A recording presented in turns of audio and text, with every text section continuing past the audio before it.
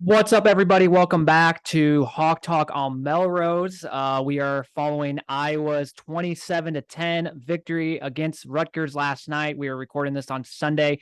Delayed instant reaction podcast. What's going on, Tyler? Our first conference win. It matters, obviously, and we got a big game coming up this weekend against Michigan. A game where we're gonna have to play really freaking good if we want to upset them. But let's we'll talk about that later and probably obviously way more in the middle of the week. But what's going on, Tyler? How's your Sunday morning treating you?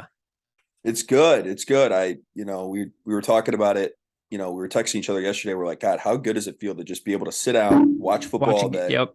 end the night with an Iowa, obviously now an Iowa victory there at Rutgers, and get a good win. Start off 1-0 in Big Ten play, like you just mentioned, and yeah, just it feels good waking up on a Sunday with a Hawkeye victory for sure.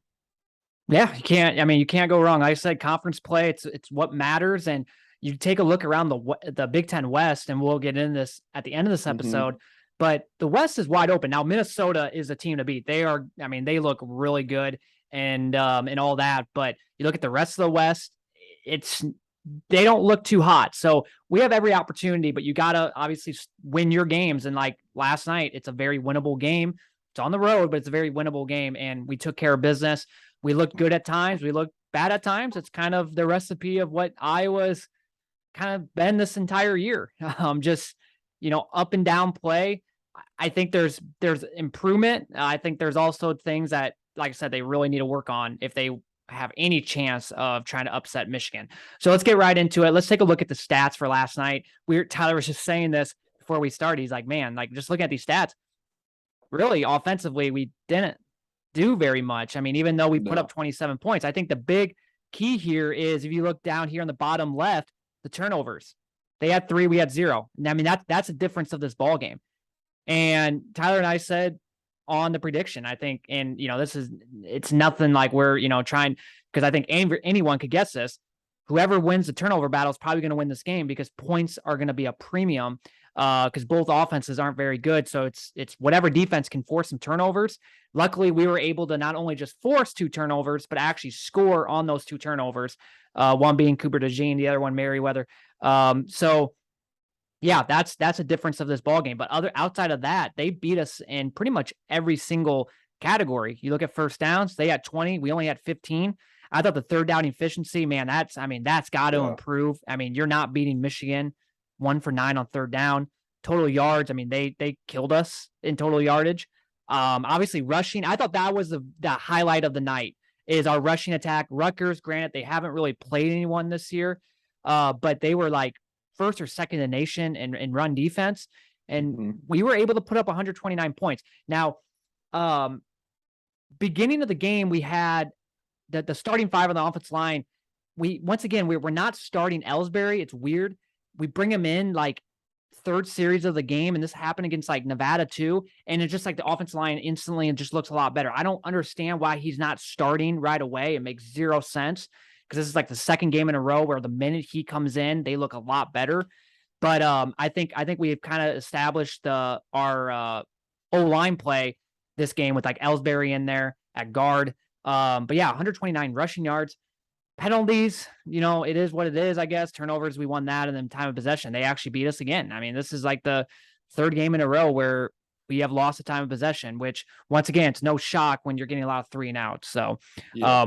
what do you see here, Tyler? I guess from a standpoint of the stats. I mean, it's kind of yeah, it's kind of all over the place. I mean, overall as a team, we didn't do a whole lot on offense. I thought a couple of things that I thought we did really well. We actually put some drives together and actually scored Yep. a couple of offensive touchdowns right in the game, and that was good to see. The yards per pass from Petrus, I actually 8.7. I think it was shown on the screen yesterday, and I think we've talked about it. He was averaging like 4 point something a pass. Yeah, it was He basically way doubled better. that. Yeah. And so with the limited attempts and completions that he had, even he went 11 for 17, which isn't bad. I mean, that's 8 point. 64%. Yeah, And no, that's and if you watch the game when we threw the ball, he actually looked pretty dang good. There was a couple of drops by Laporta. There was a couple of drops by a couple of guys, which is kind of been, happening throughout the season a little bit too. But if you watched him play, he had a good game. He did what he was supposed to do. That's the type of Petrus, the type of game manager that we were hoping to see. A guy that's not going to turn the ball over and is going to get the ball out to the receivers when he has opportunities to do so. So I thought that was good.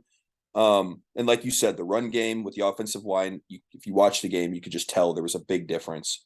And LaShawn and Caleb Johnson, they both ran the ball hard. They both ran the ball really well. The penalties, got to clean that up. Obviously, can't you just can't put your offense behind the 8 ball, especially on first down. There's a couple of times where we false start, holding. Yeah. That just ruins a drive, right? I mean, that's just a drive killer. So I thought that wasn't, we got to clean that up, especially on the road. But I don't know. It's hard to say. I mean, our defense, we got two scoop and scores. We got a pick six and a scoop or a fumble recovery. So that jump started the offense. And I asked myself, if that didn't happen, would our offense be able to generate anything, or did the defense sort of jumpstart our offense? And I think that was the case. I really do. Yeah, I mean, you take away those 2 touchdowns. I mean, you're looking at a 13-10 ball game. Right. But Right. I will say though, there are 2 drives in particular that I felt really that we finally, because Nevada, we saw this in Nevada, but you couldn't really take much away from Nevada because Nevada is a terrible football team. We saw again on Friday night, they played Air Force and they got I think Air Force had like over 400 yards rushing. So that game you could, we saw it, but it was just kind of like, well, it's against Nevada.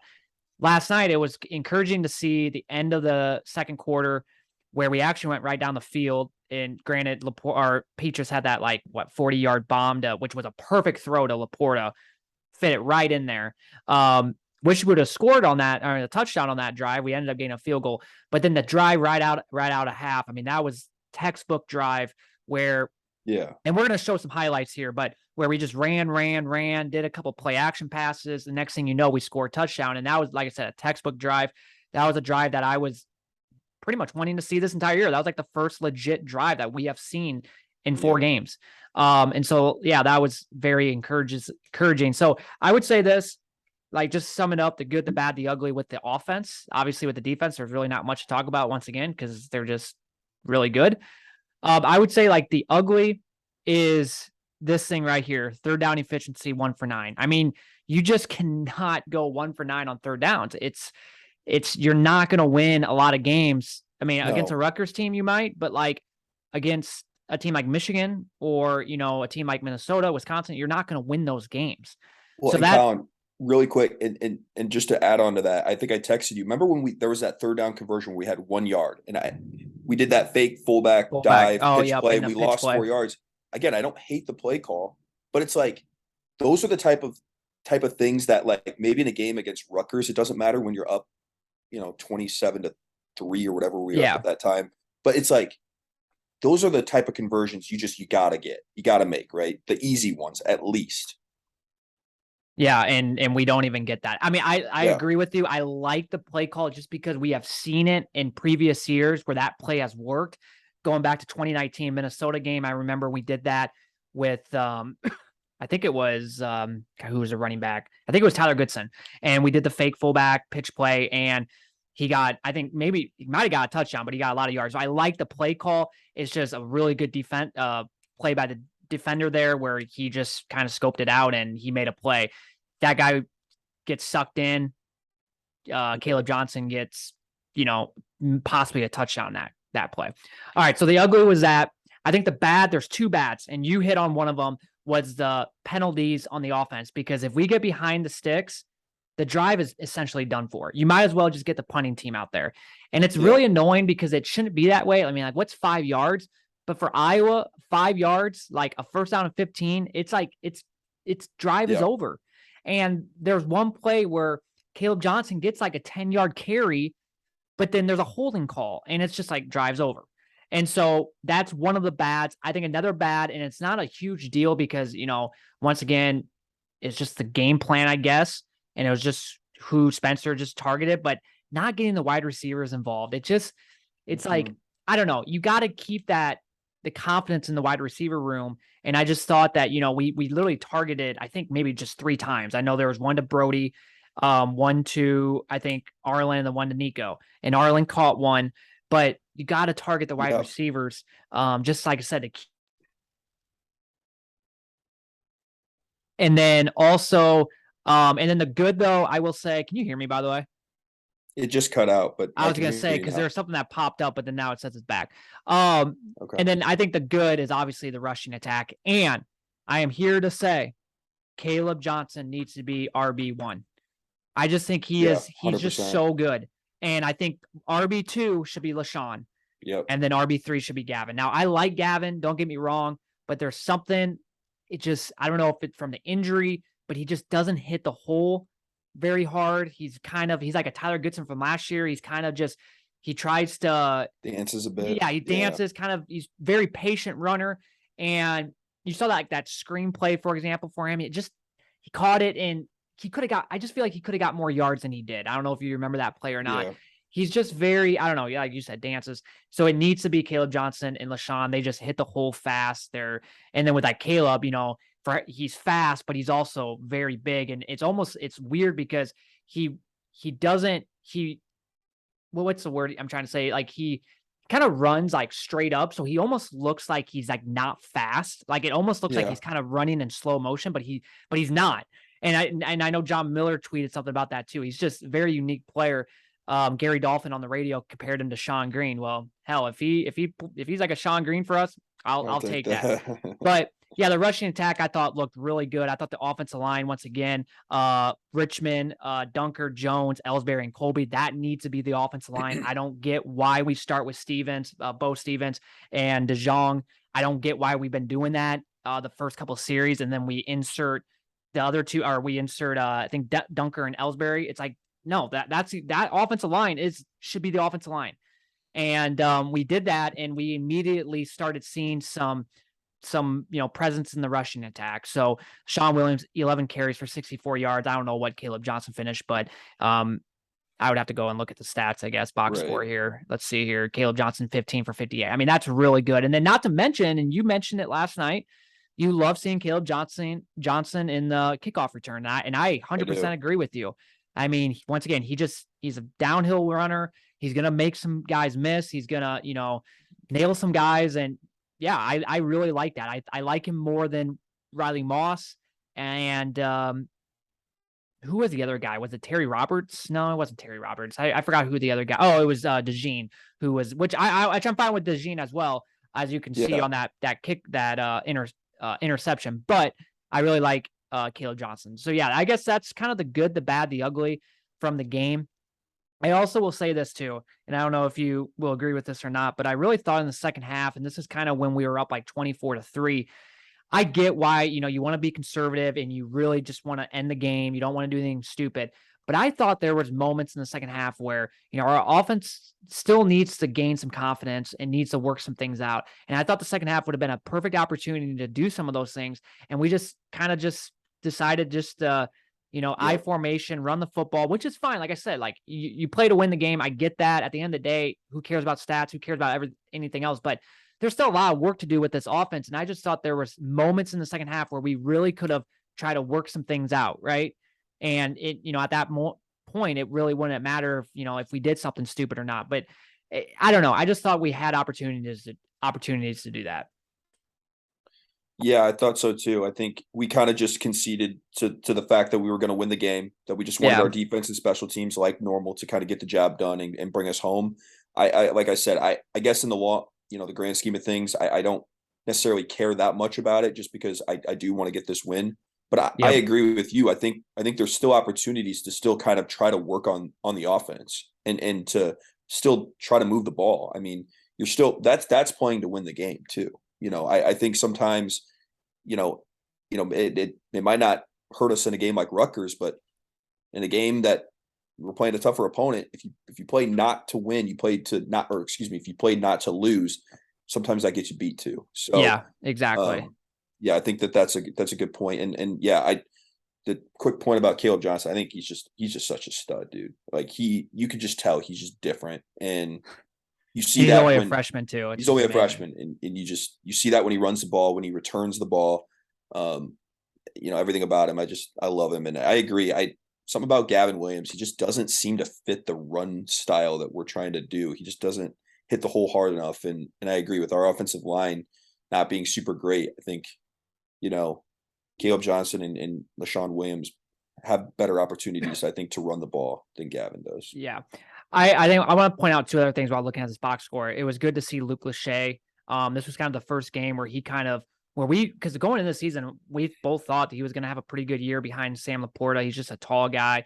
And pretty good hands. And this was the first game this year where we actually saw him, 2 catches for 37 yards. But right here too, getting the running backs more involved in the passing game. I said this on last Sunday's podcast on the instant reaction against Nevada.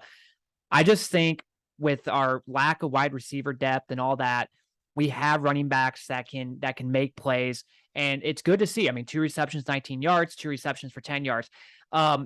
Reminds me, or it's like the Packers, right? What they do, once again, like this year, they don't really, they lost Devontae Adams, so they're without really many good wide receivers. So what do? They get their 2 stud running backs involved in the passing game. They get A.J. Dillon and they get Aaron Jones. And so, and it works. I mean, it's easy dump off plays. I mean, once again, Petrus, not a great quarterback, but some of those passing plays can be easy for you, and you can get them involved. And they might be a 5-yard route, but it might turn into a 10, 15-yard play because they can make a guy miss, whatever. And so I want to continue to see that. We saw it again last night a little bit, but I would like to see more of that. Just a little extra thing. I 100% agree. Yeah. All right, so let's get to some of the highlights of this game. I just want to kind of go through some of these with you. We'll first start with obviously the pick play by Cooper DeJean, a guy that we bought stock in early, and I think it's paid off. I think we're going to make a lot of money off that stock that we bought early. Great hit by Van Ness, but I mean that's a difficult freaking catch. Oh, I mean that's a difficult catch for a wide receiver, let alone a defensive back. Yeah, I mean, like literally, and then he turns his head around at the last second. He picked it off. I literally was like, "This is gonna be a touchdown," because this is just what he's good at. You saw it in high school when he was just making guys miss. I mean, easy touchdown. And you look on that play too. A lot of good blocks by those guys leading the way for him too. But yeah, no, that was hell of a play. And I was nervous. So really quick, I was nervous. Like when our defense let Rutgers score 3-0 right away, I'm like, oh shit. Like I was like, this is not what I wanted. But the one thing I will say is it was good to see them hold them to a field goal. Bend but don't break. Bend but don't break type of defense. Right. So I was gonna say I totally agree with you, but Colby kind of made a good point during that drive. He's like, it seems like Iowa's defense always does this, where like the first drive, the other team just for some reason and again it's scripted and all that too. So I agree. I know there's been plenty of examples of Iowa's defense doing this, but I agree. Yeah. So I want to point this out. So this is a play that goes nowhere, but I want to say this. I think, and I texted you last night about this. I think Petrus plays way better on the road, and I think it's really because he doesn't have 70,000 Iowa fans there watching him. And and I hate the booing aspect, but I just think his confidence level on the road is way better because he doesn't have the pressure of the Iowa fans just breathing down his throat, and he just looks way more loose. So this is a play where we don't gain anything, but I like how he did a much better job last night escaping the pocket. There was multiple times where he did this. They blitz, he gets out. I wish he would look. I mean, he ends up not doing anything, but he at least gets out of the pocket. In most cases, he takes a sack there. And so that was encouraging to see. Here's another one. I think this is right here. I'm pretty sure right here he gets outside the pocket. Once again, I wish he could make a play. He ends up never really doing much, but he gets outside the pocket. I mean, he's looking around the field. I mean, that's good to see. He's trying to scan the field and see if anyone's open. Yeah. But like I said, he definitely looked way more composed. I'm going to go to this play right here. This is a good passing play. Drop back right on the dime. I mean, that's a great. Oh, yeah. Was that the Laporta? Nope, that was the Luke Lachey. Yep. That was a big conversion because we got behind the sticks again on first down. And so that was a good. Then this one is a really good throw by. I mean, no one's questioning Petrus's arm strength and his arm. You give him time, he more than likely will make a good throw. I mean, that's just one of those things. It's just when he's under pressure, he just And it's if you just watch, something Rutgers is blitzing, right? Like we do a great job on that play, picking up the blitz. picking up. Yep. But you see that's what defenses are doing though to Spencer Petras though. They're going to try to blitz him. They're going to try to heat him up and get him off balance here. But when he has a clean pocket, when the offensive line does what they're supposed to do, it gives him that 3 seconds that he needs to complete the ball, find his receiver. Last night I thought he did a good job. So Yeah. And then here's a play. This is 3rd and goal. I was like, okay, field goal coming up. And I loved it. I say this to you all the time. Take shots because you never know. You might get a pass interference. That's exactly right. what we do. We take a shot. Probably is uncatchable, but I mean, you do. But you can't tackle the guy in the end zone, right? No, I mean, you that's can't. that. I mean, it's just no, there's just no way because then you give zero. There's like 0% chance for him to even attempt to get the ball. This one here, another great throw by Petras, but he drops it. I mean, he fits it right where it needs to be. I literally thought, I was like, man, that's a great throw. He literally throws it right where it needs to be, and he just drops it. So I just thought Petras. No, I honestly thought he looked really good for what he was asked to do last night. I thought he did. Yeah. I mean, you can't. I mean, we can bash him and all this, and I don't get me wrong. I don't think he's a really good quarterback, but I do think a lot of it has to do with the offensive line. I think if you give him time, he's gonna make some good plays here or there. Now, once again, I'm not gonna go and say, oh, he's good now, because he's still not, because we've seen he's had time before and he's thrown some pretty bad passes. So, but for the most part, he has a pretty good arm that if you give him enough time, he's gonna make some good plays here or there. I'm gonna go now to some running. Just where we were talking about before, Caleb Johnson here. Once again, this is against a Rutgers defense that was a pretty good rushing attack or run defense, and we looked really good. He's such a smooth runner. Yeah, he like it just looks so effortless. I don't know. Hits a hole really good. That's for sure. I mean, here's another one by Caleb, kind of a counter. Yeah, you don't see him in the backfield trying to make a decision, right? He's just going where the play is designed. And then this is the drive that we actually went down and scored. This is LaShawn Williams. Once again, he's another guy that just hits the hole fast. I like it. Power runner. Yep. 10, 20. Let's see. Brings that physicality. Yep, exactly. Here's another one. Just hits the hole hard and, gets 20 yards there. I mean, that's a great play. This is the drive. This next play that I want to show, this is the last play I'm going to show for these highlights. This is when I'm thinking of like Iowa's offense. This is what I'm thinking about, running, getting the run game going, and then setting up the play action pass. This is a perfect play. This is what I think of when I think of Iowa's offense. Just a perfect play right there. Get Laporta, easy 10 yards. Only works when you're getting a solid running game, because, defenses draw in and then you can start doing that. I love it. And it's just good. It's good to see. That's exactly right. That's the effect of running the football, right? Yeah. Being able to run the football. And, I think you're right. I think it helps too. You brought it up, being on the road. I think Spencer doesn't have to worry about, like you said, 70,000 fans gonna essentially boo him every time he misses a pass, right? So I think he just plays more loose, plays more free, and obviously, it helps when you can run the ball like we did last night. So takes a ton of pressure off of him, which is the whole point of our offense. Yeah, you run starts and ends with the run game, and we hadn't been able to do that what seems like in a while, and we finally got it going last night, and no better time, right? Start a Big Ten play. I still want to see more running plays out of the shotgun. I mentioned this on the podcast on the Nevada instant reaction. I just think spread teams out with our defense or with our offensive line being kind of iffy. It doesn't work when you have like 8 guys, 9 guys in the box. Now, last night, I thought we did a really good job because, I mean, there were plays where they were stacking the box and we were still getting 5-10 yards, which was really good to see.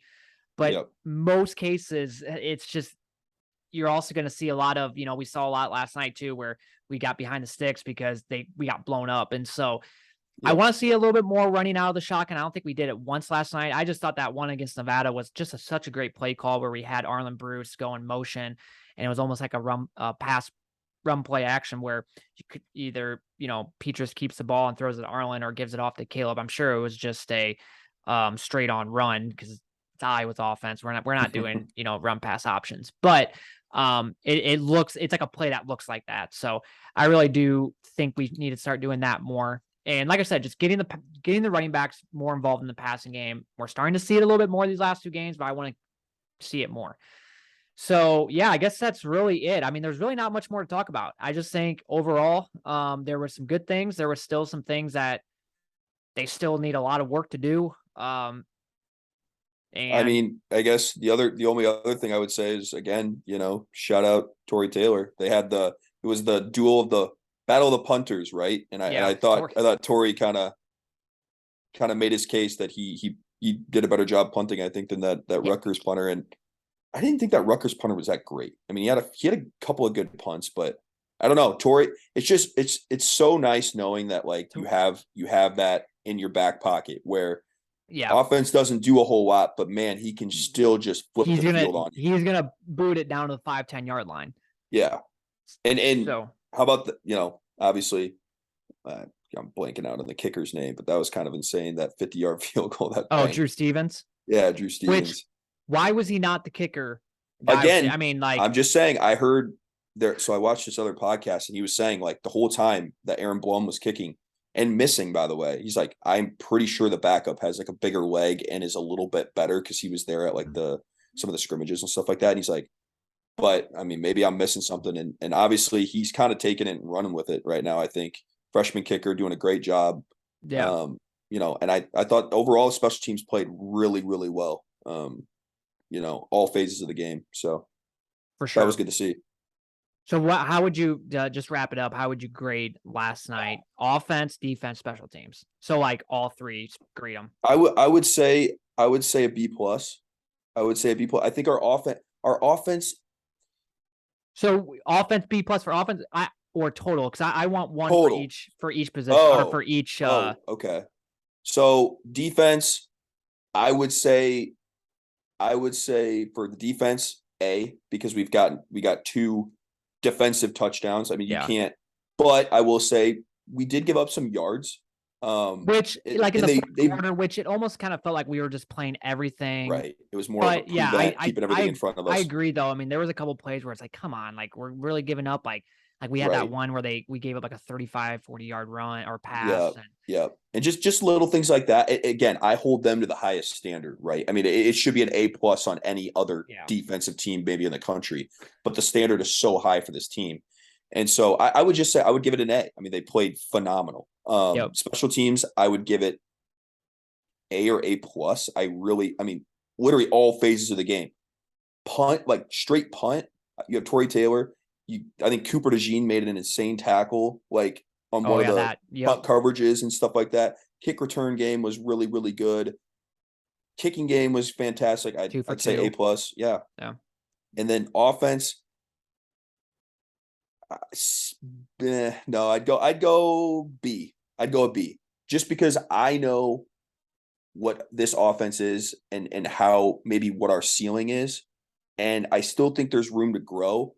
But I would give the offense a B. Didn't turn the ball over, ran the ball better, and Petrus did what he was supposed to do out there. Nothing too spectacular, but made a few plays when he had to. So yeah, I would go B for the offense. I would, yeah. So I agree with you. Defense, like an A-ish. Special teams an A plus, yeah, because there's nothing to.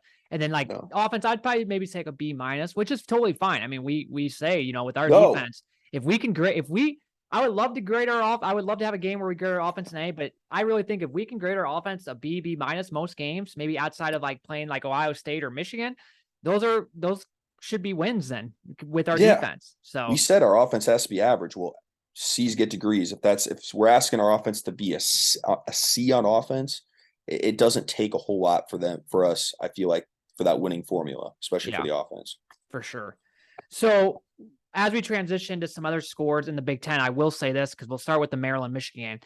I think with Michigan coming to town next week, I think everyone's going to say, defense has to play really good, and I get that. But I really think the only way we're winning this game is if our offense does Yes. somewhat decent 100%. because with how good our defense is, they're still going to put up points. I mean, there's no question about it. They're No, going to put up. we saw that with Rutgers. Rutgers still put up 10 points, right? Yeah. And they're Rutgers. If you're Michigan, okay, then you look at Michigan, you say, okay, well, Michigan's going to put up, I would say 17 to 24 points minimum, maybe, right? Like that's because they're that good. And our defense is that good. 17 points is not a lot that your defense gives up. You have to ask yourself, can our offense against a Michigan style defense put up more than that? I don't know. Exactly. So it's not really counting for any defensive touchdowns, obviously, but it's really going to come down to, can our offense do anything? Because if they can't, it's game over, because it's going to be one of those games where if we get down like 14-0, well, I have no confidence that our offense, like, we got to start so fast on that's Saturday. why I said I think our defense gave us our offense such a great jump start, right? When we play with a lead, I feel like we just play so much more free. When it's back and forth, when we're battling, or if we're down, the confidence level from as a fan is not great. But yeah. So yesterday Michigan played Maryland. I watched that game, or a decent amount of it. I was watching the Iowa State game, 2 TVs, so I had the other game on. But just judging from that game, Maryland really fucked up at the beginning. I mean, it was literally the first play. They kicked it off to Maryland. I don't know if anyone saw this or not, but hits the guy's helmet. And next thing you know, Michigan has that 10-yard line. And then they score the next play. So you're down 7-0 just like that. I mean, if that happens next week, I trust LeVar Woods that our special teams isn't going to do something stupid like that. But that's exactly what we're talking about. We cannot start like that. Now, hopefully we can start the other way, and like all of a sudden, kind of like the Indiana game back last year where we're up 14-0 within the first 5 minutes. I mean, that would be great. Right. But right. No, Maryland, I mean, but give credit to Maryland. They really battled this game. I mean, there was a point where they were up in this ball game. Didn't last long, but they covered and they looked good at times. Now, I will say with Michigan, though, just judging from the game, they missed on some opportunities. They had some long balls where the guy was open and JJ just missed. And so something that you're not going to see very often. So even though the score is 34-27, like, I think Michigan, the score is a lot closer than what it appeared, just judging from my eyes watching it. Now, the key next week is you got to stop this guy right here. Yeah, the run game. Dude's a stud. 30 carries, 243 yards, 2 touchdowns. Maryland had no answers for him. No answers. And I'm pretty sure they didn't have their other running back playing. God, what's his name? I forgot what his name is. He's the other running back for them, but he was hurt. And so, I mean, you got to be able to stop him. You got to, JJ, this is going to be his first true road test, right? Cade McNamara played all last year. So now I think JJ's way better than Cade, but this is his first game on the road in a hostile environment. So got to get pressure. I think if we can get pressure like we did last night against Rutgers, I mean, we're going to have a really good shot on defense to really disrupt some things. So, but overall, Michigan's a really good football team. We're going to, like I said, going to have to play our A game. And I, I'm not comparing Michigan to Iowa State at all, but I compare sort of the similar styles of games where it's like our defense can hold up for as long as they can. That's great. But like you mentioned, if our offense is not going to want to do anything, it could look very similar to like an Iowa State type of game. Yeah. Our defense plays their tails off. They hold them to, 17 points or whatever. But if we're non-existent on offense, it could be a long day. It could be it could either get ugly or it could look like an Iowa State type of score somewhere around that area where it's like we're in it the whole game, but we can't do anything. And so my hope is we're still continuing to build on offense. We're finding some things that work. We're starting to get some things going. I'm really hoping that we find something against this defense because Maryland has a good offense, and so Maryland can put up points, right? The problem is their defense isn't good. Very good, yeah. So it's kind of like the reverse for Iowa. So I don't know, but I agree with you. I think any chance we have to win this game, you got to find something on offense. For sure. You also have to. You kind of have to play outside of your game, like against a Michigan team. You got to, right. I mean, we're going to be underdogs. Everyone's going to count us out. It's kind of like similar like the Big Ten championship game last year, and we didn't see it, but it's like you have to take shots. You have to attack. You got to be like what you did against Ohio State back in 2017, where we went in that game.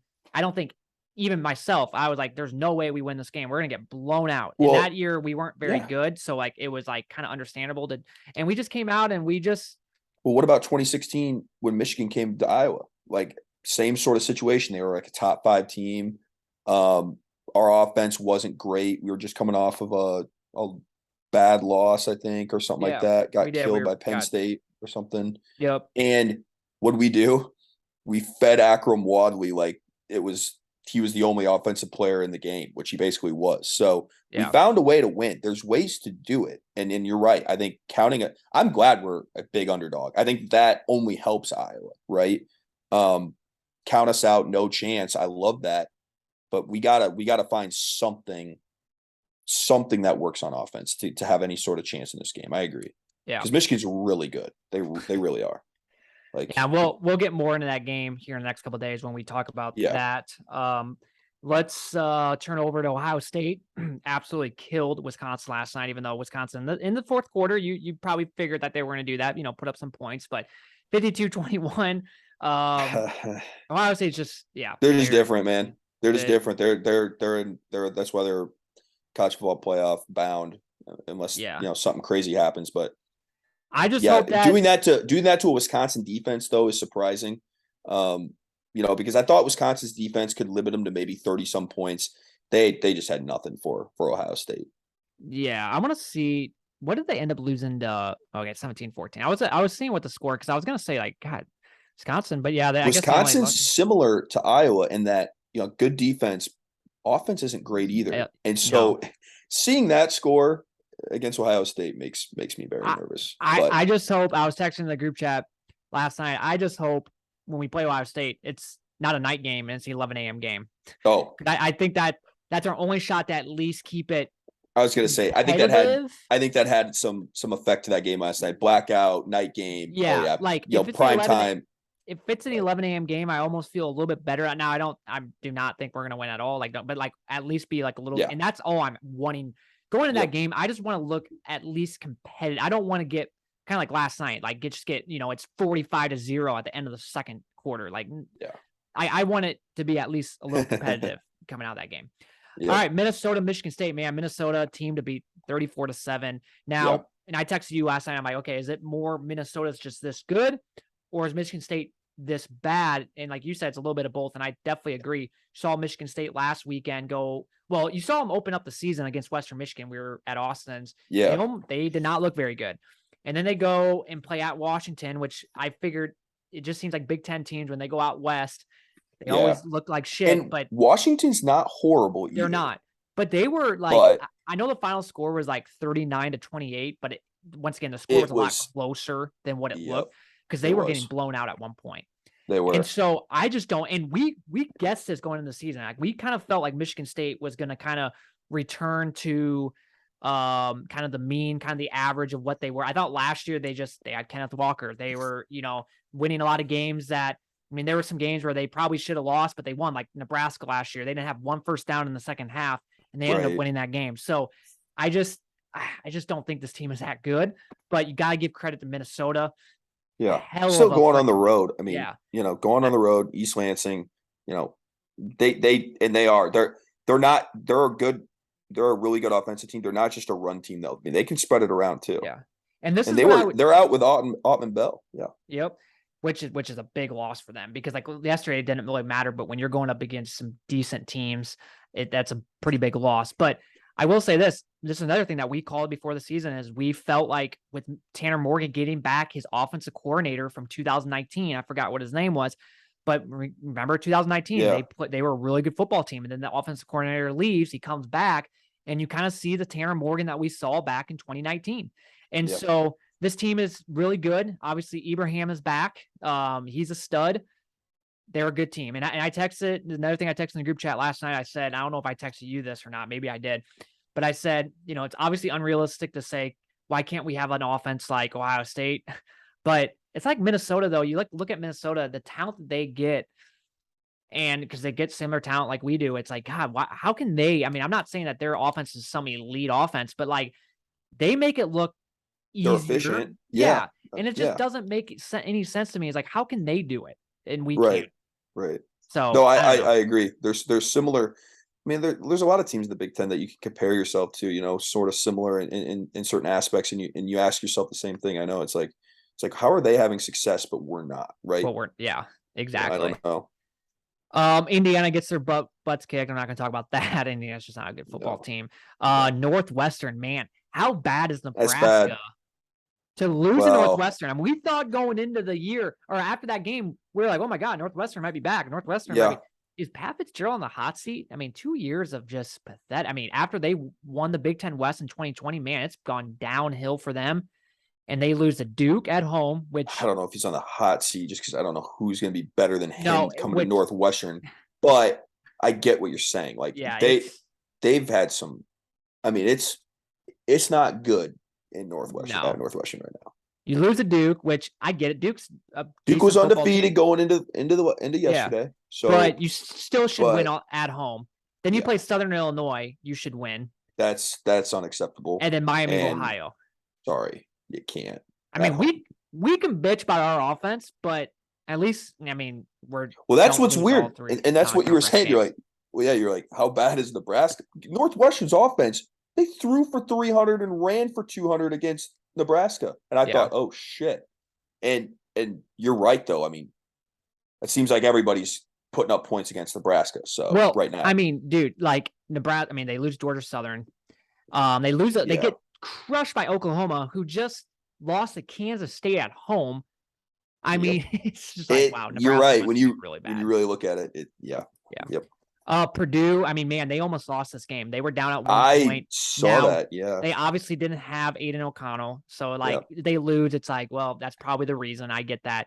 But Purdue, not, I mean, I don't know. I mean, they lose last week to Syracuse. They're 2-2 now. We'll see. I saw a tweet where Jeff Brom said that O'Connell might be out for maybe a week or it might be a couple of weeks. Well, if he's out for a couple of weeks, look at their schedule. I'm just going to go to their schedule quick. Why is he out? Why was he out? I He's guess hurt. I don't know what he's hurt with. He won't say. But if he's out at Minnesota, count that as a loss. And they're going to be 0-2 in yeah. conference play. Yep. At Maryland, I mean, count that as a loss if he's still out. So I mean, they have some tough games at Wisconsin. So I don't think really Purdue's going to be a threat. I think the biggest threat is Minnesota. Obviously, let's look at Minnesota's schedule. So versus Purdue at Illinois. As an Iowa fan, you really want them to lose at Penn State just because, I mean, if we have any chance of, wanting Rutgers at home they have a really pretty outside of at Penn State, they have a pretty easy schedule. Win, maybe lose, win.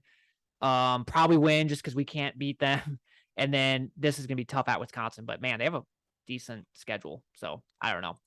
And then the only other game I want to talk about a little bit is Iowa State, because I know we have some Iowa State fans that listen to this podcast. I thought for how bad the refs were in the first half, I thought they played really good in the first half. I mean, they had some horseshit calls, and I'll be the first to admit that. I would be really, pissed off. Yeah. And they were down, 14-17 at half? I mean, despite all that, I just thought in the second half, it just kind of got to them a little bit. I thought Hunter Deckers, who I think is a pretty good quarterback and is going to have a great career at Iowa State, he's just obviously inexperienced. And I thought yesterday really showed that. I mean, there was just plays where he did not connect with his receivers, some bad throws. It's going to happen. I mean, that's his, fourth game starting against a pretty good Baylor team. I mean, that's going to happen. I was just thinking, with Iowa State, though, man, you look at their schedule. I mean, Kansas, you can't. I mean, you back in the day could chalk that up as a win. You can't really do that now. And it's at Kansas. Yeah. Kansas State at home. Well, we just saw what they did to Oklahoma. I mean, that's not going to be any easy win. No. Then at Texas, that's always just tough because you have to go on the road. It's tough. Oklahoma at home. West Virginia at home, a team that we saw go into Virginia Tech, which is a really tough place to play, and they beat them. At Oklahoma State, that's always tough. Texas Tech, who just beat Texas. And then at TCU. I mean, that's a tough schedule. And so they really needed to win. They really needed that Baylor win yesterday. But the Big 12 actually, Big 12 early on so far is showing out. Oh, I'll be the first to admit. I think the Big 12 might be outside of SEC the best conference. I mean, it's just all competitive. Yeah. Very good teams. But for Iowa State, I still think they can have a really good year. Obviously, just because their defense is good, and if they can find some things out on offense, if Hunter Deckers continue to get better, obviously Xavier Hutchinson's a stud, Brock's a stud. Yeah. But I mean, this schedule is just so tough that I see, I don't know, 8-4, 7-5, which isn't a bad year for Iowa State, a team that lost so many guys from last year. I mean, that's a pretty good year, Yeah. but it's going to be tough because, like I said, like at Kansas, they might start 0-2 in the Big 12 play. So I don't know. Let's have Right. to see. Yeah, I But know that Kansas win or that Kansas game becomes a humongous game, but instantly. It's just weird. yeah, for sure. So, well, I guess that will do it for this episode. We'll be back, I guess, on Wednesday, or well, I guess Thursday, but we'll be recording on Wednesday night, talking about the Michigan Yeah. game. Pumped for it. Yeah, big noon kickoff, man. Big noon kickoff, even though I wish it was a I know tight it. game, but it is what it is, I guess. It's still going to be fun. Excited to be back in Iowa City, even though this weekend was really nice, not going anywhere and actually watching games at I think home. it's going to rejuvenate us and get us more pumped again to get back into Iowa City this weekend. That's for sure. Yeah, for sure. So we'll talk about that game coming up here in the next couple of days. But outside of that, just going to watch some NFL today. Can't wait. Vikings, Packers. I mean, there's some good games on today. Go Vikes. That's right, man. Big game against the Lions. It's going to be a lot tougher than I ever thought it's going to be, but going into the season. But yeah, no, I'm excited on here in about an hour. So I love the NFL. I said this last week, between fantasy football and betting. I love it. It's honestly might be better than college football. I might overall like it the games are more competitive. I mean, it seems like anyway. So, all right, man. Well, have a good day. Thank you guys all for listening, and go Hawks.